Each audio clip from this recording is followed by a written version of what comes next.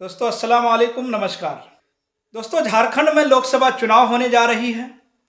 झारखंड की लड़ाई बहुत ही इस वक्त दिलचस्प होने वाली है। एक तरफ तो बीजेपी अपनी सियासत चमकाने के लिए हर दांव पेच आजमा रही है, लेकिन इंडिया गठबंधन की 4 महिला नेता के सामने भारतीय जनता पार्टी के सारे फॉर्मूले फ्लॉप होने तय माने जा रहे हैं, क्योंकि इंडिया गठबंधन ने इन्हीं महिलाओं के हाथों में झारखंड के चुनाव प्रचार की कमान को सौंपी है। दोस्तों ये वो महिलाएं हैं जिन्होंने अपनी पार्टी को टूटने से बचाया है। जब पार्टी टूटने के कगार पर पहुंच गई थी तो उसकी कमान को खुद संभाला और एक नया रिकॉर्ड बनाया, हारी हुई बाजी को भी जितवाया। इसलिए ऐसा माना जा रहा है कि इंडिया गठबंधन की ये 4 लेडी ब्रिगेड के सामने भारतीय जनता पार्टी की राह आसान नहीं होगी। अब कौन है वो 4 लेडी ब्रिगेड हम आपको बताएंगे इस वीडियो में, लेकिन उससे पहले दोस्तों ये जान लीजिए कि झारखंड में 81 सीटों पर चुनाव 2 चरणों में होंगे। पहले चरण में 13 नवंबर और दूसरे चरण में 20 नवंबर को चुनाव होगा। तो चलिए बात करते हैं इंडिया गठबंधन की महिला नेता की। इसमें सबसे पहला नाम दोस्तों हेमंत सोरेन की पत्नी कल्पना सोरेन की है। दोस्तों जब इसी साल जनवरी में ईडी ने हेमंत सोरेन को गिरफ्तार किया था, तब भारतीय जनता पार्टी को लगा था कि जेएमएम पार्टी अब टूट जाएगी। टूटने का इंतजार किया जा रहा था, लेकिन कल्पना सोरेन ने पार्टी को टूटने नहीं दिया और खुद सियासत के दंगल में उतरी। धीरे धीरे वह काफी एक्टिव रहने लगी। हेमंत सोरेन के जेल जाने के बाद मुख्यमंत्री की कुर्सी पर चंपई सोरेन को बिठाया गया और इसी दौरान झारखंड मुक्ति मोर्चा विधायक सरफराज अहमद ने गांडिया सीट से इस्तीफा दे दिया।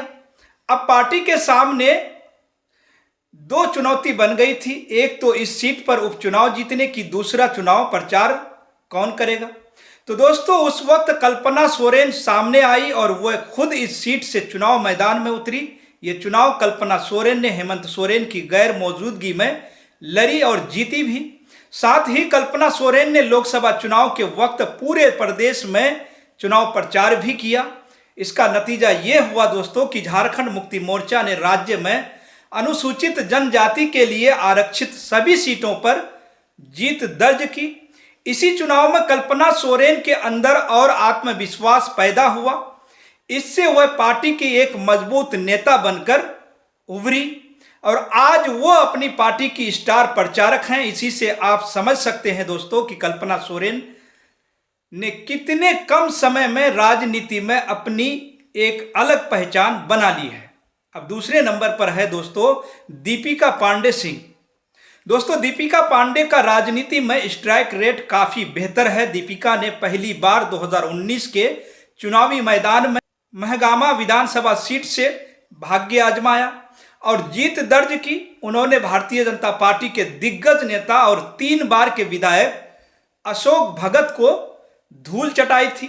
दीपिका पांडे सिंह राहुल गांधी के यूथ ब्रिगेड की कोर कमेटी मेंबर भी हैं।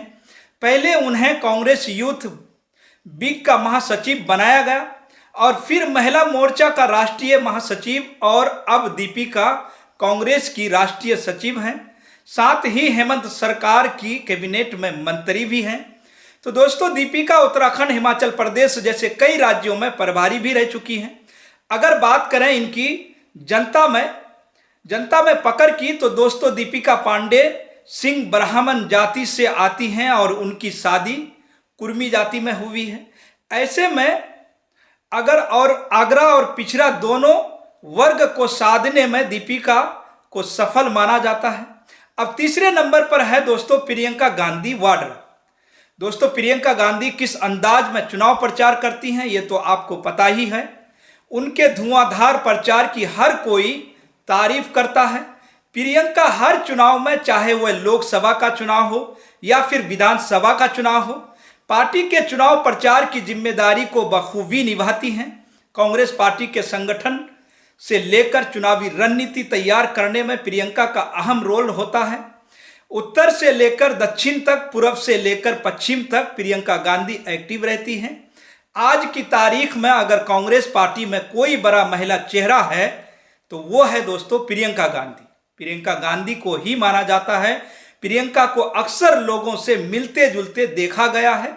जहां कोई भी नेता नहीं जाता है वहां प्रियंका पहुंचती है।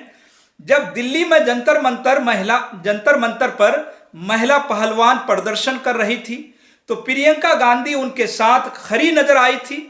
दोस्तों, प्रियंका गांधी जहां भी चुनाव प्रचार करने जाती हैं उनका नारा, लड़की हो या लड़का, हर कोई उनका नारा करती है, अक्सर गूंजता है। इसी के जरिए प्रियंका गांधी ने महिलाओं के बीच अपनी पकड़ अच्छी खासी बनाई है। इसलिए माना जाता है दोस्तों कि झारखंड में प्रियंका गांधी महिलाओं को साधने में सफल हो सकती है। अब इसके बाद चौथे नंबर पर है महुआ माझी। दोस्तों, महुआ माझी अक्सर हेमंत सोरेन के साथ नजर आती हैं। वो मौजूदा समय में राज्यसभा सांसद हैं। महुआ माझी झारखंड मुक्ति मोर्चा की पहली महिला सांसद है जो राज्यसभा पहुंची है। महुआ ने अपने कैरियर की शुरुआत साहित्य से की थी, फिर उसके बाद सियासत में आई। यहाँ पर आने के बाद उन्होंने राजनीति में लंबी छलांग लगाई। उन्होंने साल 2014 और 2019 के विधानसभा चुनाव में राज्य सीट से उतारा गया। हालांकि दोनों ही बार उन्हें हार का मुंह देखना पड़ा। महुआ माझी झारखंड महिला आयोग की अध्यक्ष भी रह चुकी हैं। राज्य महिला आयोग की अध्यक्ष के तौर पर उन्हें राज्य भर की महिलाओं से जुड़ने का मौका मिला, जिसके जरिए उन्होंने महिलाओं के बीच अपनी मजबूत पकड़ बनाई। महिला की पीड़ा से वह भली भांति वाकिफ हैं। ऐसे में चुनाव प्रचार की कमान उनके हाथों में देकर पार्टी महिलाओं को साधने के लिए बड़ा दांव चली है। दोस्तों, इन्हीं 4 महिलाओं के धुआंधार प्रचार और जिस तरह से राजनीति में एक्टिव हैं, इससे इंडिया गठबंधन को जीतने में और जिताने में अहम रोल निभा सकती है और भारतीय जनता पार्टी के सामने दोस्तों इस वक्त चुनौती खड़ी कर सकती है, क्योंकि भारतीय जनता पार्टी के पास कोई बड़ा महिला चेहरा इस वक्त नहीं है जिसका खामियाजा चुनाव में भारतीय जनता पार्टी को उठाना पड़ सकता है। फिलहाल दोस्तों, इस पूरी खबर पर आपकी क्या राय है? दोस्तों, आपकी जो भी राय हो कमेंट करके हमें ज़रूर बताइएगा। और दोस्तों, अगर वीडियो पसंद आई हो तो वीडियो को ज़्यादा से ज़्यादा शेयर करें, लाइक करें और जितना हो सके चैनल को भी शेयर करें, सब्सक्राइब करें। फिलहाल दोस्तों, इस खबर में इतना ही। फिर मिलेंगे अगली खबरों के साथ। आप सभी का बहुत बहुत शुक्रिया, धन्यवाद।